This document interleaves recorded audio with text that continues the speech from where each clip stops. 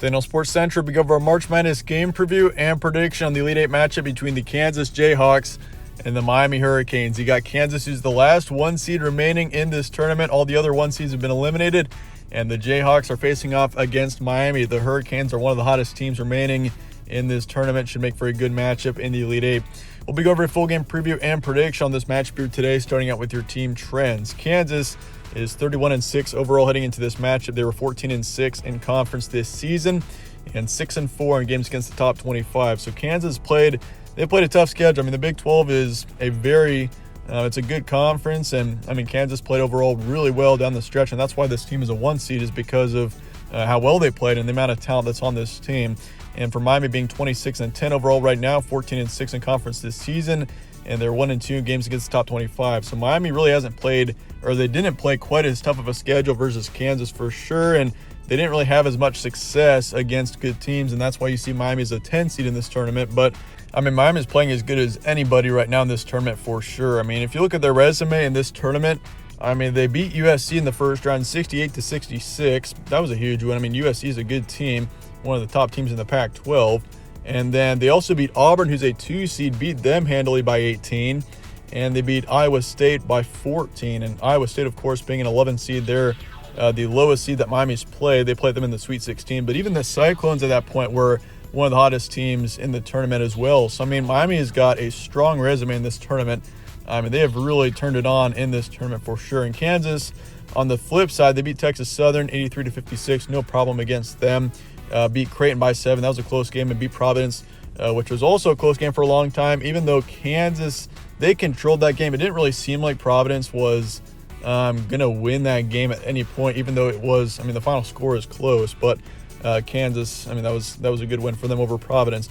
So, I mean, Miami's resume, I have been more impressed by Miami in this tournament so far, but Kansas, obviously, I think the Jayhawks' ceiling is higher versus the Hurricanes. Spreads Kansas towards Kansas, 5.5 points, and your over-under is 145. BPI is going with Kansas here, 85.4%. So the BPI in particular is going very heavily on the Jayhawks side. The spread is 5.5 points, but I think it's pretty reasonable. I mean, Kansas is a team that should be favored in this matchup for sure, but I would say not by a lot.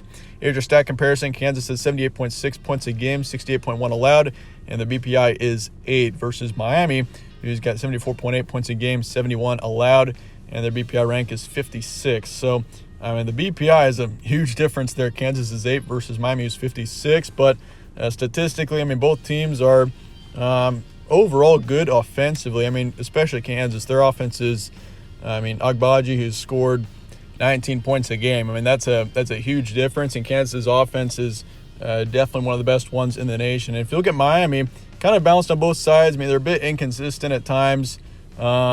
But overall, I mean, Miami on both sides of the ball so far in this tournament have been really good. Their defense has been good in this tournament. I mean, they held Auburn to 61 points, which is huge. Some noble matchups as well, and this is kind of the way you can see how both teams performed against the best teams on their schedule. Kansas was 1-1 against Baylor this season, lost to Kentucky by 18, 2-1 against Texas Tech, 1-1 against Texas, and beat Michigan State by 13. So, I mean, other than losing to Kentucky by 18, I mean, they lost to Baylor, Texas Tech, and Texas once. But, I mean, overall, this team has performed decently well against good opponents. And for Miami, they played Duke, 1-1 against them, lost to Alabama by 32, but beat North Carolina by 28. So you can see that inconsistency there. I mean, you can see how Miami, they beat North Carolina by 28. The Tar Heels are currently in the Elite Eight. They've got a chance to go to the Final Four today, but they lose to Alabama by 32. So you can see kind of the difference there.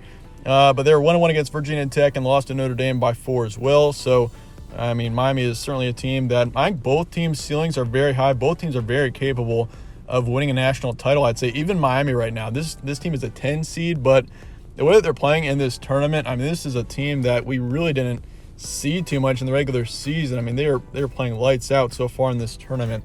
Some key points for this one: Kansas 31-6, coming off of 2 great wins against Providence and Creighton.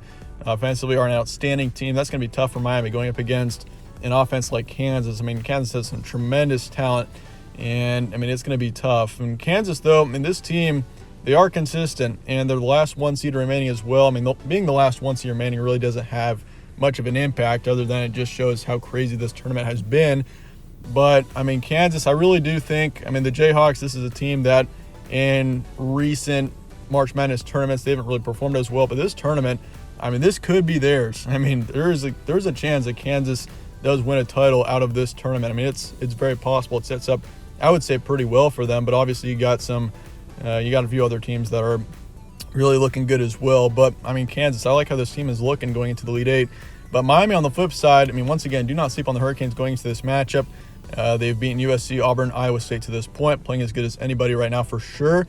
And they've been dominant in the first 3 rounds. So, I mean, keep an eye on the Hurricanes too in this matchup. But that's it. Let's get to the prediction here for Kansas and Miami coming up here in the Elite Eight. I'm going to go Jayhawks here. 76-73 is my predicted final score. And this is also a tough one to predict. But I think Kansas is just simply the better team here. They're going to get it done. They're the more consistent team, and I'm more confident picking Kansas in this matchup. Does not mean Miami can win this game. I mean, I mentioned this before, but the Hurricanes, do not sleep on this team going into this matchup. Miami's playing as good as anybody right now, coming off of wins against USC, Auburn, and Iowa State. All 3 teams are good basketball teams. So, I mean, the Hurricanes should not be slept on in this matchup. It's going to be close. I think both teams are very capable of winning this game. I think Kansas in particular is. I'm going to go with them to get the win here. Probability 55% towards Kansas. Your over-under is 145.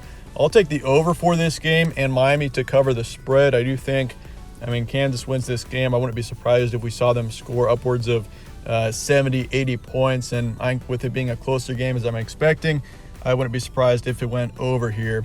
And I got Miami covering the 5.5-point spread towards Kansas. So that said, it's going to be a good one. Let me know your thoughts and comments below on this game, and I appreciate you guys watching as always. Stay tuned for more from All Sports Central. Catch you on the next one.